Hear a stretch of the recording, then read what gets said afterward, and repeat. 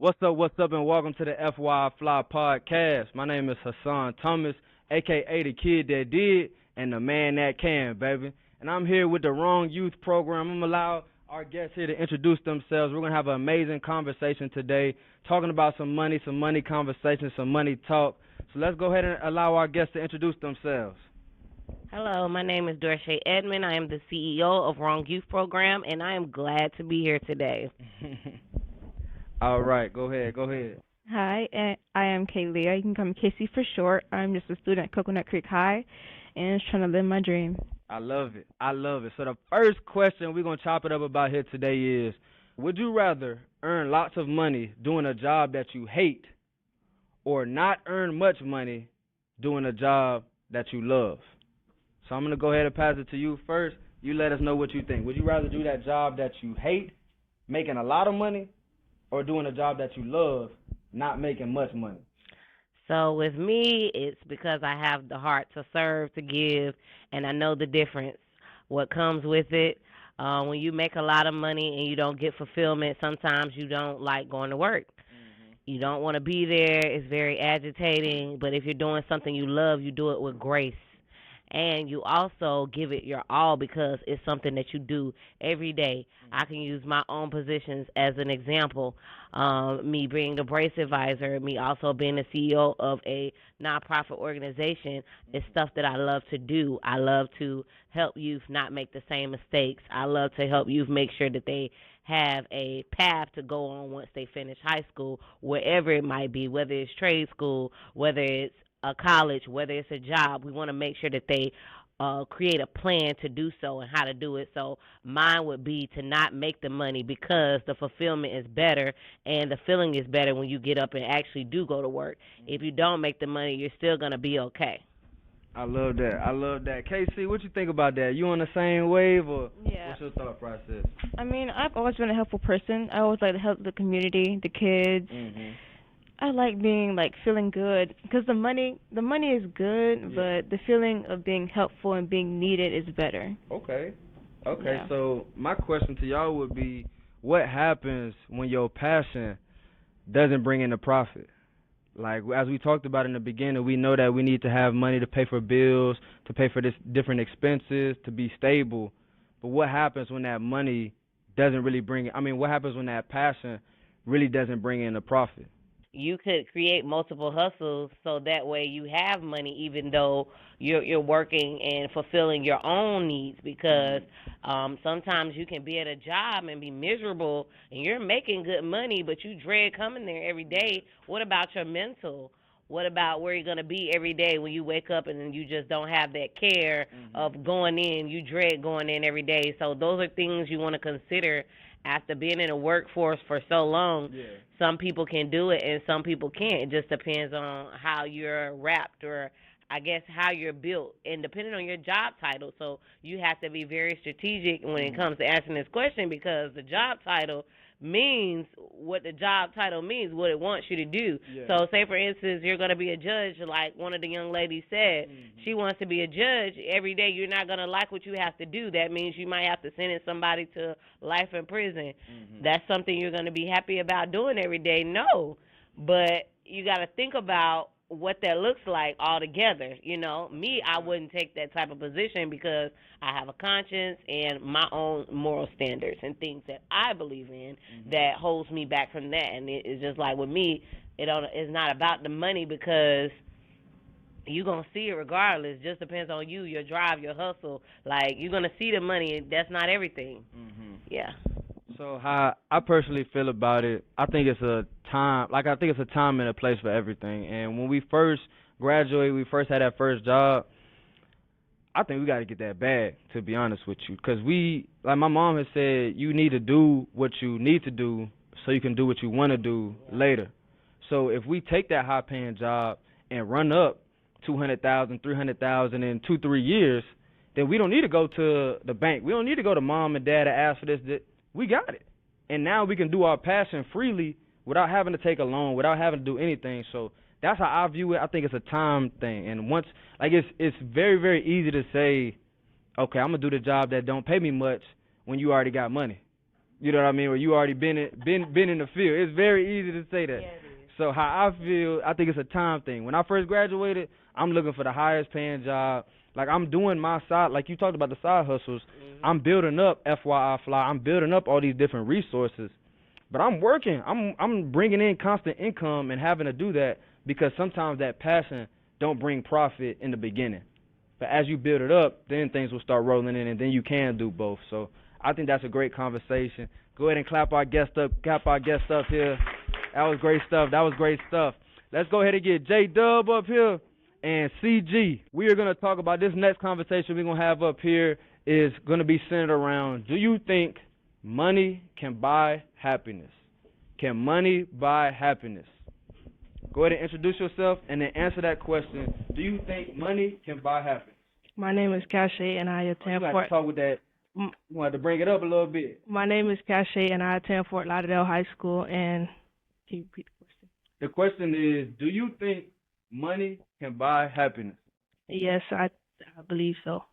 Okay, why is that? Why can money buy happiness? Because you can get anything you want with money. So yeah.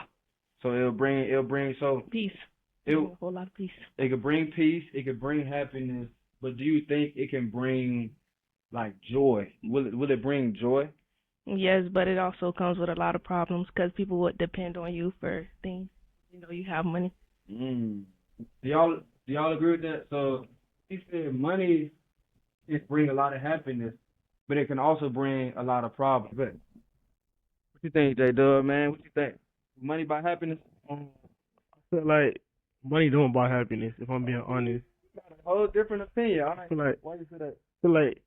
yeah, the money is great, but if you got all this money, but you just don't have the things you want in life. Like, yeah, the money can buy some of the things you want, but, like, Can't buy family. It can't buy family, it can't buy your friends. I mean, it can buy some people, but at the end of the day, them just users. They be real, like them just users. Them just users. So I feel like money, like having all this money, having a bunch of money, is not great if you don't got people to spend it with, or just people to be around. Like you just got all this money just started. I'm like you got. It's just so I watched, and he was a millionaire, 40 million, big house, big everything. But he had nobody. He was miserable. He had a huge house, huge everything. Yeah. But he had nobody to spend his money. He had nobody to spend his time with. He was just spending money for no reason. He ended up having to refurbish his house. He ended up having lose all his cars, lose all that, because he was just spending money retardedly. And he was just lonely. He was miserable. So it's just like I feel like having a lot of money isn't happiness. It's just I feel like it'll make you miserable. Like they said, more money, more problems. No, that's really good, bro. That's really good. And the way I feel like, I mean, we've even talked about the athletes, the billionaire business owners that have killed themselves because they don't have the family around. They don't have that internal joy. And I think the difference between joy and happiness is based on what happens. As you talked about, you could buy anything you want. Okay, now you got the new car. Once you drive that car for a year, you're going to have to get another one because you're not even, and it may be even shorter than a year, but I'm just giving it a year. You're not going to be as happy as the new shoes on your feet. Once you wear them out, once they get a little scuffed, now you're looking for another pair of happiness. Not another pair of shoes, another pair of happiness based on what you're buying. So I'm kind of in the middle. All right, so this next question we're going to chop it up about is, what do y'all believe is more important? How much money you can make or how much money that you can keep? We're going to start with you, homie. My name is AJ, and I would say that I think more is important. I think it's like how much money you can keep is more important because, like, if you have no money, how can you spend it? And, like, I'm the type of person that likes saving a lot of money, so, like, I always have money to spend. Like, did you get that from parents? Like, parents. Taught you to do that? No, I just regularly do it because I don't like spending a lot of money, and then I just realize, I have no money to spend. That's smooth. Yeah. Always having some money to fall back on, having some money to spend in your pocket. Yeah. And, like, looking at my phone, I'm like, dang, I got money. And it fills me up with happiness because, like, I could just go to sleep knowing I have some money to spend later on in the future Yeah. instead of going to bed with $0. Feeling broke. Yeah, Ain't nothing worse than going to bed broke and hungry. That's that's terrible feeling. terrible. But me, I would never be like that ever Mhm. because like I like being financially stable, Yeah. unlike some people. But No, honestly, I think everybody say here their goal is to be financially stable, whether it's for themselves, whether it's for their family. It sounds like everybody wants to not have to worry about money. And I think that's why we're really here today to understand how we can get there, how we can be financially stable. So I think you're on the right track yeah. for sure. What you think, Destiny? You think it's more important about how much you keep, or do you think it's more important for how much you make?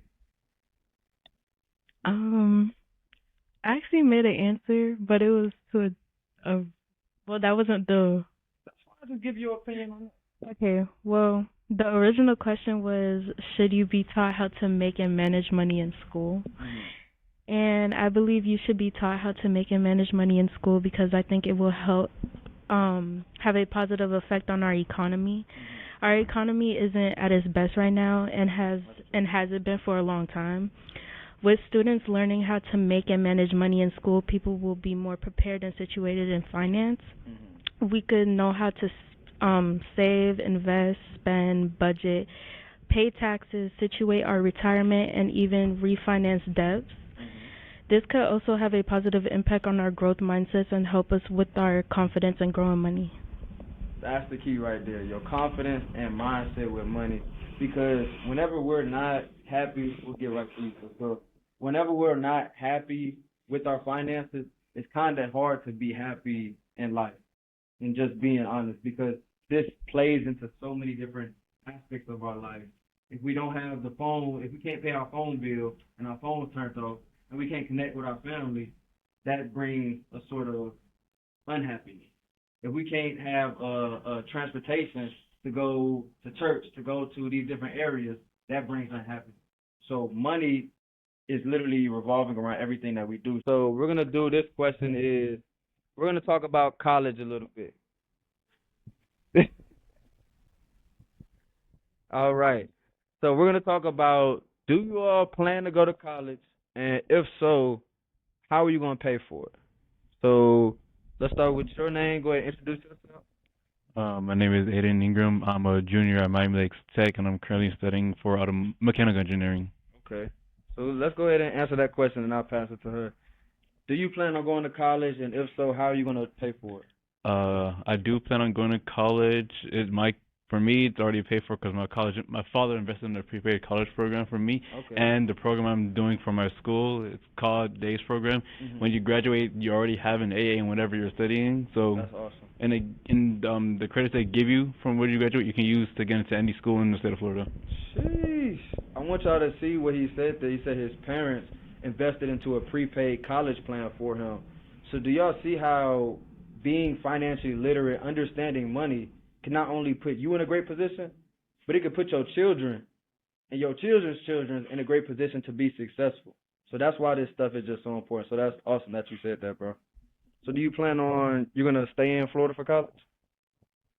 Or would you be open to going So somewhere my else? sister's trying to convince me to go into the Philippines with her because college there is cheaper, and I will get the same certification in the Philippines as I will in the States. Yeah. So I'm kind of debating on it because Okay. I don't want to move away from all of my family. Then subsequently, I want to see my sister because I'm spending such a long time, and I want to have like a lower cost of living in the future.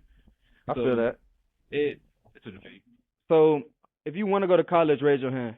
It's not a necessity, but if you want to go to college, raise your hand. Okay. Do y'all want to stay in Florida, or do you want to go branch out to somewhere else?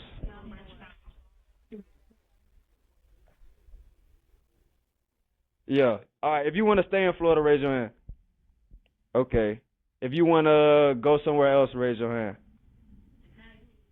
Where's some places you want to go?